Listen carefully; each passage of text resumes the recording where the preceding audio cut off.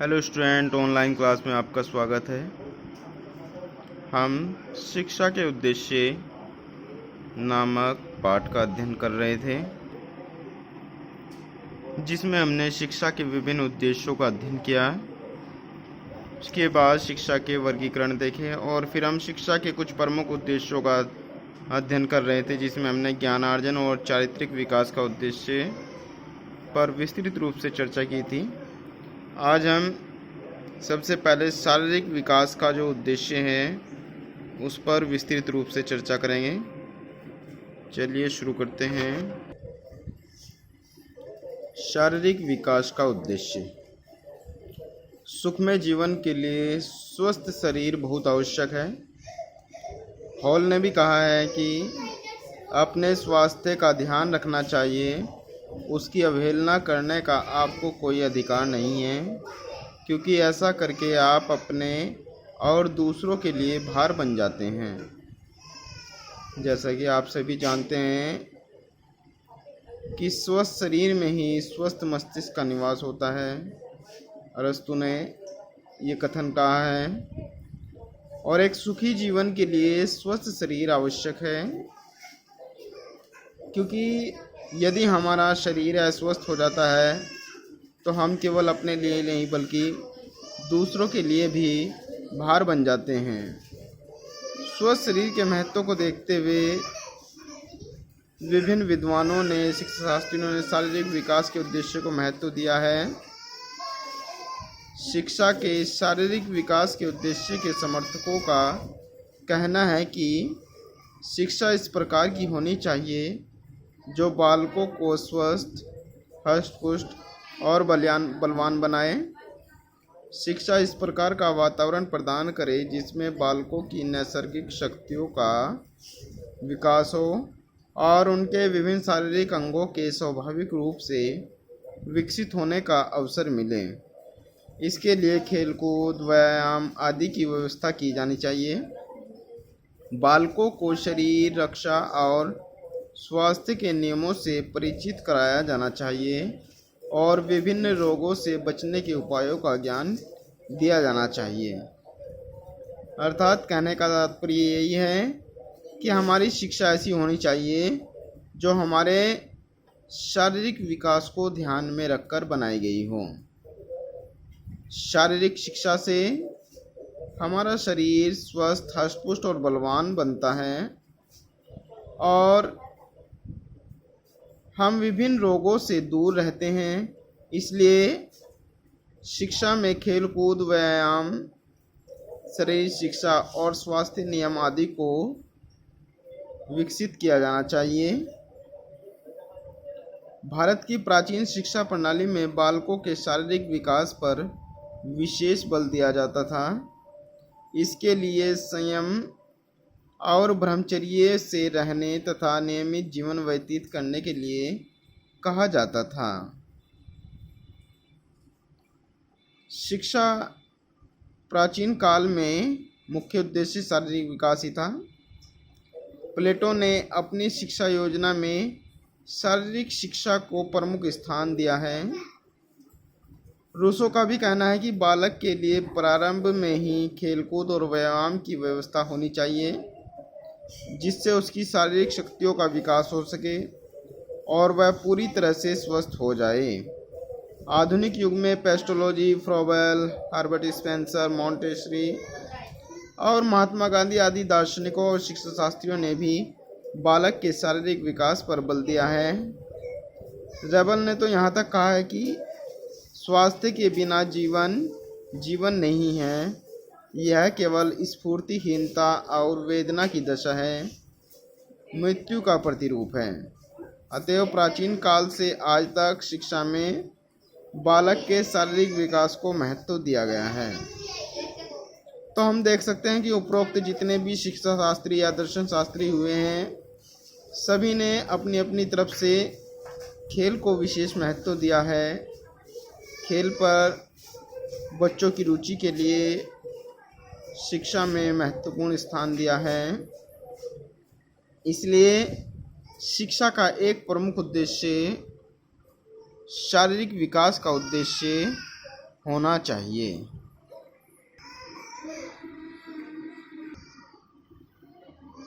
अब हम बात करते हैं आध्यात्मिक विकास का उद्देश्य।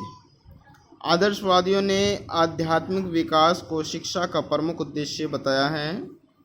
उनका कहना है कि व्यक्ति के जीवन में भौतिक या सांसारिक सुख का कोई महत्व नहीं है। व्यक्ति का चरम लक्ष्य सांसारिक मोह माया को छोड़कर परम सत्ता में आत्म साक्षात्कार करना है। अतएव शिक्षा का कार्य व्यक्ति का आध्यात्मिक विकास होना चाहिए, जिससे वह सांसारिक झंझटों से दूर रहकर आत्मानुभूति या आत्म साक्षात्कार कर सके।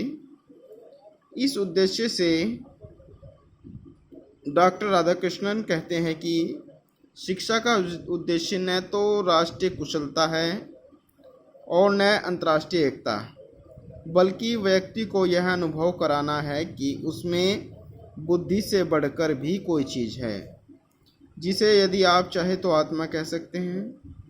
भारत में तो प्राचीन काल से ही शिक्षा का उद्देश्य रहा है। प्लेटो और अरिस्टो ने भी इसे शिक्षा का प्रमुख उद्देश्य माना था। आज के भौतिकतावादी युग में इसका महत्व कम हो गया है, लेकिन फिर भी अनेक दार्शनिक और विचारक हैं जो इसे शिक्षा का अंतिम उद्देश्य स्वीकार करते हैं।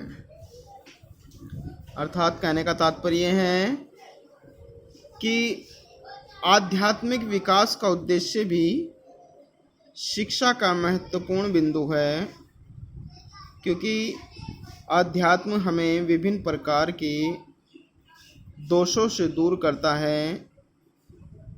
आध्यात्मिक विकास से हम इस सांसारिक मोहमाया से दूर होकर परम सत्ता ईश्वर की शरण में जाते हैं और सांसारिक झंझटों दुखों से दूर हो जाते हैं।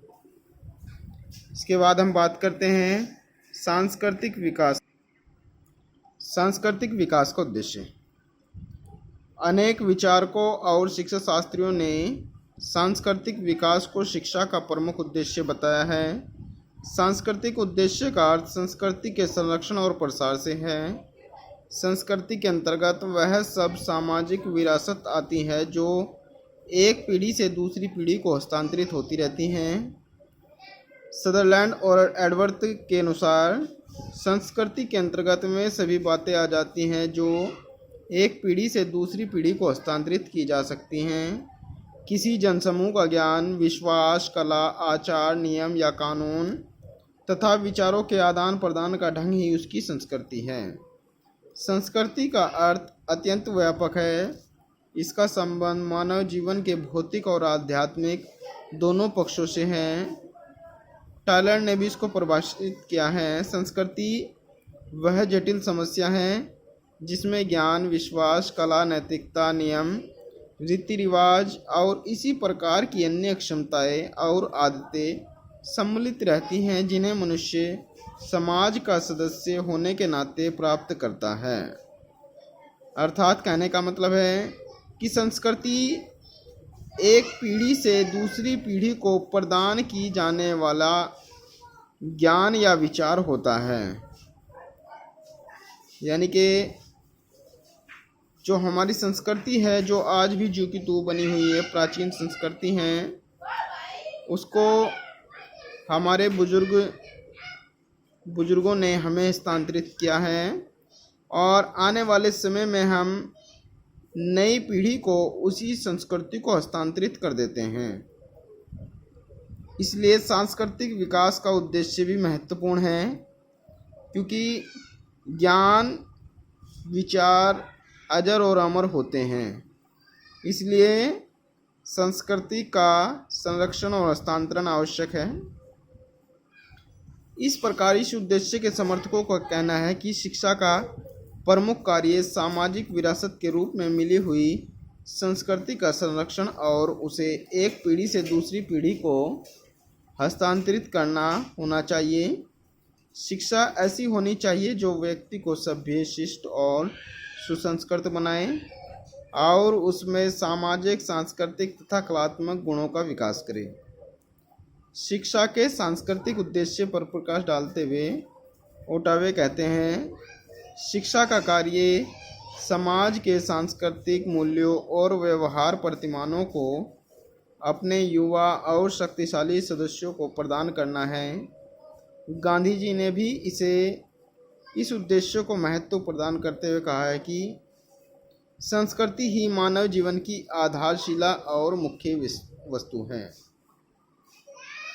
उपरोक्त विचारों से यह बात स्पष्ट होती है कि सांस्कृतिक विकास का उद्देश्य महत्वपूर्ण है, क्योंकि जो संस्कृति में ज्ञान, विचार या शिक्षा होती है उनका संरक्षण और दूसरी पीढ़ी को हस्तांतरण आवश्यक होता है। इसलिए शिक्षा में सांस्कृतिक विकास का उद्देश्य अवश्य होना चाहिए। तो छात्रों, आज की कक्षा में इतना ही। कल हम पूर्ण जीवन का उद्देश्य का अध्ययन करेंगे। धन्यवाद।